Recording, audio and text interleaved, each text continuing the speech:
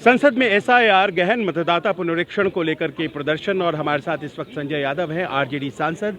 ये प्रोटेस्ट किस बात को लेकर? अभी तक आपके पास शिकायत तो आई नहीं है कि मेरा वोट कट गया? हमारे पास इतनी शिकायतें आ रही हैं कि हम आपको बता नहीं सकते। अच्छा, शिकायतें आनी शुरू हो गई? फर्स्ट डे से आ रही हैं जी। तभी तो हमारे नेता तेजस्वी जी ने देश के 35 बड़े नेताओं को पत्र लिखा है। दिल्ली में चुनाव आयोग से बैठक हुई, पटना में चुनाव आयोग से मीटिंग हुई, बिहार बंद हुआ, बिहार विधानसभा में मामला उठ रहा है। यहाँ अगर शिकायतें नहीं आती, हम लोकतांत्रिक दल हैं, जनता की आवाज़ उठाते हैं। परसों शाम की अगर आप प्रेस रिलीज देखेंगे, चुनाव आयोग ने कहा कि अब तक 95.93% मतदाताओं के गणना प्रपत्र अपलोड किए जा सकते हैं। हमारा सीधा सा एक साधारण प्रश्न है, बहुत ही सरल, कि क्या 95.93% मतदाताओं तक बीएलओ स्वयं गए हैं?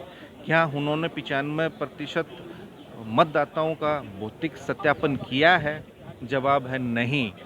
भाई 18 दिन तक तो 20,000 से अधिक बूथों पे बीएलओ ही नहीं थे, और डेली जैसे नोटबंदी के वक्त होता था, वैसे इस वोट बंदी के तहत चुनाव आयोग के दिशा निर्देशों में बदलाव हो रहा है।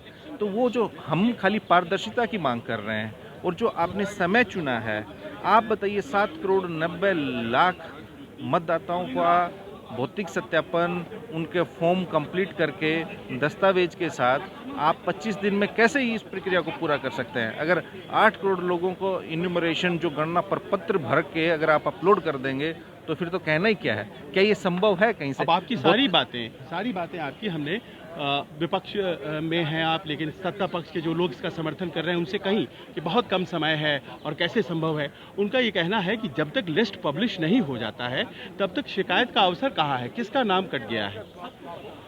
चुनाव आयोग ने स्वयं कहा है कि अभी 35 लाख से लेकर 45 लाख तक मतदाताओं का उनको नहीं मिल रहा है। वो अपने नंबर जगह पे नहीं थे, पते पर पहली नहीं। बात, हम सवाल चुनाव आयोग से कर रहे हैं, पार्टी बन रही है सत्ता पक्ष की। अरे मतदाता तो सबके हैं। चुनाव आयोग इंडिपेंडेंट इंस्टीट्यूशन है, उनका काम, चुनाव आयोग की ट्रांसपेरेंसी, अकाउंटेबिलिटी फिक्स्ड है।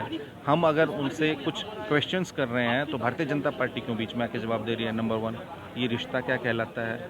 दूसरी बात, चुनाव आयोग ने इसी जनवरी 25 को जो समरी रिवीजन होता है और 12 माह इनकी ये प्रक्रिया चलती है, उसमें भी इन्होंने अपडेटेड लिस्ट पब्लिश की। फिर 3 महीने बाद क्या उस अपडेटेड लिस्ट में इन्होंने जो चुनाव आयोग कह रहे हैं कि मृत व्यक्ति हैं, कुछ स्थानांतरित हो गए हैं, तो उनकी आपने उस वक्त क्यों खोज नहीं की? अब हमारा प्रश्न वो है, हम चुनाव आयोग की कार्यशैली और मंशा पे शंका हमारी है।